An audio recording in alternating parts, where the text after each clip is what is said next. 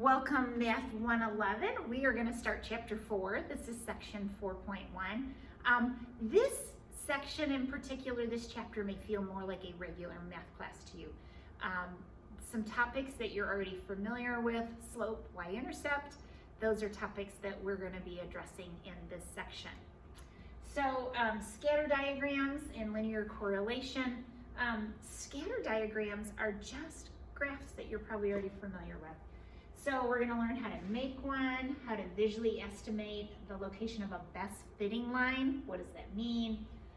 Sample data. We're going to try some data to do something called the correlation coefficient that says if I put a line in that's pretty close, how close is it? So that we could quantify that. Look at the meaning of the correlation coefficient R. So a scatter diagram is just simply X and Y. You've been doing this since you were in elementary. We have the X-axis, we have the Y-axis. We have points that we plot. When we have an X and Y point, we write X comma Y like this, X comma Y, and we plot these points. A couple things that I really want to make sure you understand. This x-axis could be called something else, but a lot of times we just call it the x-axis. This is the independent variable. Independent variable. The y-axis is the dependent. Sometimes I think of this independent also as input, and the dependent as output. Okay, that's another way to think of that. In the input and the output. And here's a little mnemonic device or a way to think of it. I put 10 gallons of gas in my car. The output is what I have to pay, right? So I put in gas. My output is what I have to pay. I don't get to choose this, right? That's dependent. The gas station chooses what I'm going to pay for the gas. So independent is how much I put in. That's what I choose. I get to stop pumping the pump at a certain point. That's independent. Dependent is output. If I bought bananas, if I bought 1 pound of bananas and they were 59 cents a pound, I'm going to pay 59 cents, right? So I get to choose how many bananas, but I don't get to choose what I pay, right? Somebody else chooses that. So get a good handle.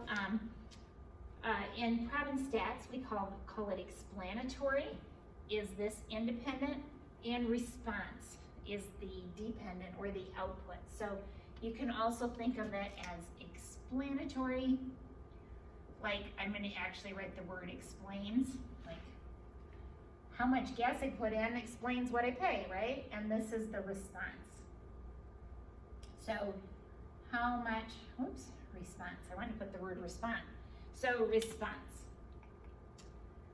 So here's an example. So phosphorus is a chemical used in many households and industrial cleaning compounds. Unfortunately, phosphorus tends to find its way into surface water where it can kill fish, plants, and other wetland creatures. Phosphorus reduction programs are required by law and are monitored by the EPA. This is true story. That's real life stuff. A random sample of 8 sites in California wetlands gave the following information about phosphorus reduction in drainage water. So they use, let me do this first, just a second. Let's write down. We always want to define our variables in any class. So X is a random variable that represents the phosphorus concentration at the inlet. In fact, I'm going to draw a picture. Because in my mind, the water flows in. Pretend we have a nice stream or river or something, and we have this biotreatment facility. Bio meaning they use actually organic to process the water and try to reduce the phosphorus concentration. So the X value is on the way in, the Y value is on the way out. So we want to see, the government wants to know, should they continue to fund this program? Okay, does this biotreatment facility actually make a difference? So first thing we're gonna do is make a scatter diagram. This is raw data. So it sure looks like, you know, if it was 5.2 coming in and it's 3.3 on the way out, so on and so forth, it sure looks like there's something going on. Again, I want a range of values, a scale. Why can't I even remember that word? The scale, the x-axis scale, we have, it goes from 5 to 8. The y-axis goes from 3 to 7, because I just need to encompass these. Nice even scale, and then I'm going to plot that. Now, I'm going to flip over to Excel, because Excel is wonderful. Here is, let me clear out some information here. So here's this raw data. Whoops, let me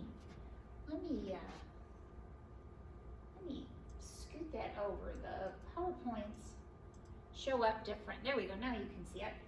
So I have, here's the raw data that I got off the PowerPoints.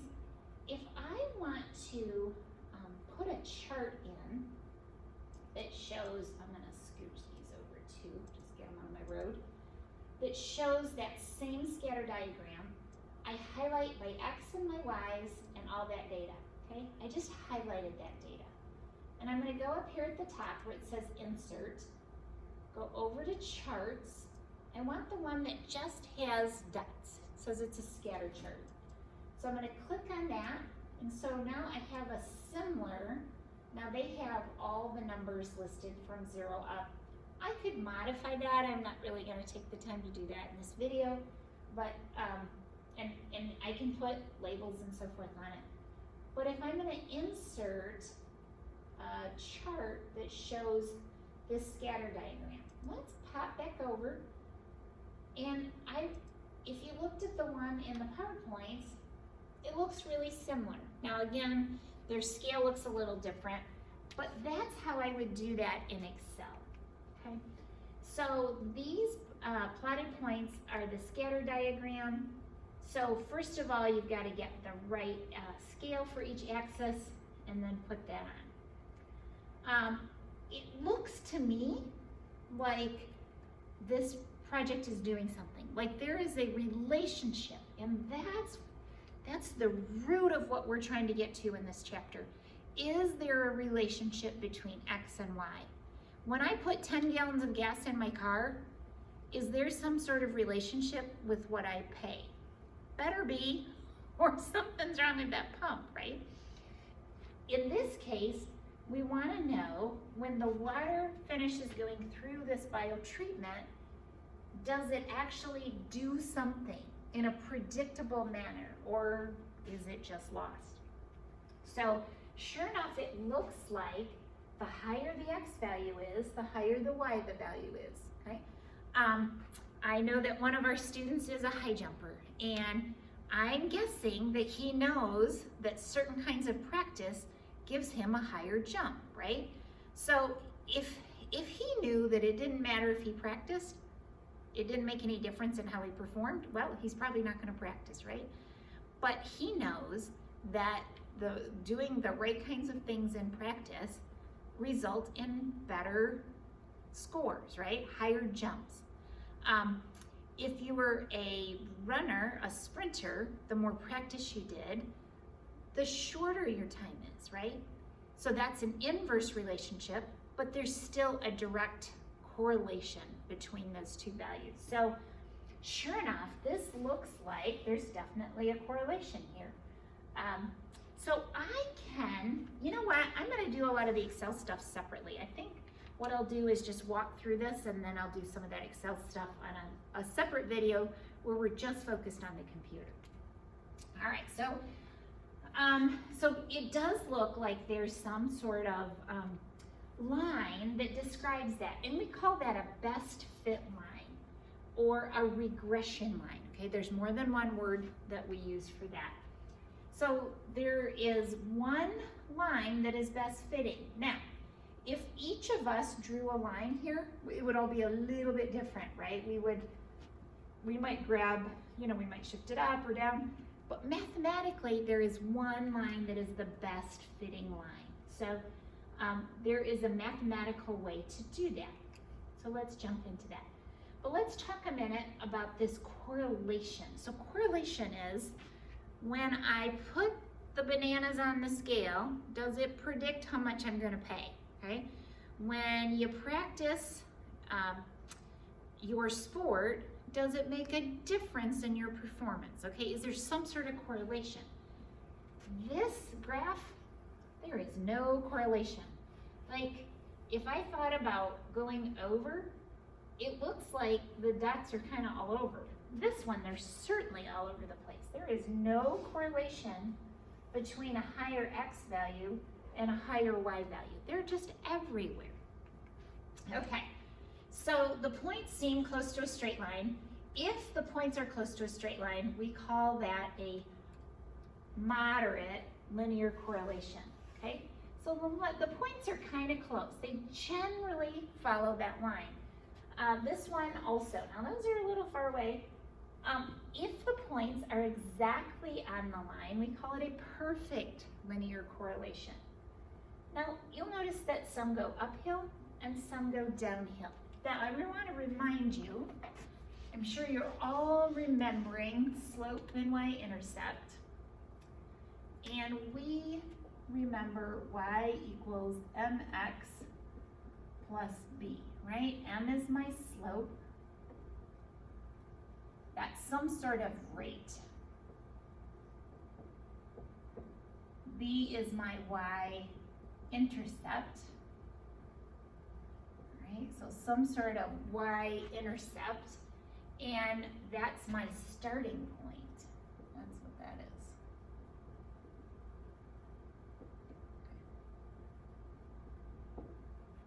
So if I have a positive slope, this slope number is going to be positive. If I have a negative slope, the slope is going to be negative. Now, how do I know if it's positive or negative? Now, if you've ever done anything with a financial graph, this feels pretty natural to you then. So if you've watched stocks and you see them go up, up, up, up, up, they're getting, you're earning more, they're worth more. They're going downhill, we're losing money. That's what happened about 5-6 weeks ago, right? So as I go uphill, we read left to right. So look at your graph. Left to right, is it going uphill? That's positive. If it's going downhill, it's negative. And again, a moderate linear correlation, they kind of generally follow the line. A perfect, they're exactly on top of it. Let's go back and look at that 0 with no linear correlation. They're just all over the place. Okay, so no, moderate, and perfect. We're going to have positive and negative. Okay, so those are the terms we need to know. They are, again, this is negative. So we have something that's R. So the correlation coefficient,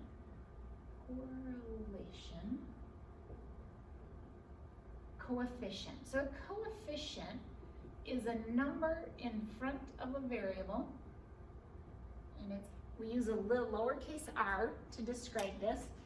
A coefficient is a number in front of a variable that describes something, okay? Describes how it works. If you talk about springs, a spring constant or a spring coefficient is the bigger the number, the stiffer the string is, all right? Spring, sorry. Am I trying to control my screen door on my cottage, or am I trying to support a pickup truck that's jacked up with big springs, okay? What is that spring like? All right, so if we look at this, scatter diagram, and we want to know how close. Now there's something, the R has another name. It's called the Pearson product moment correlation coefficient. I will never test you over that, but I think a little history is always important to understand. So R goes between -1 and +1, right? So R is somewhere between -1 and +1.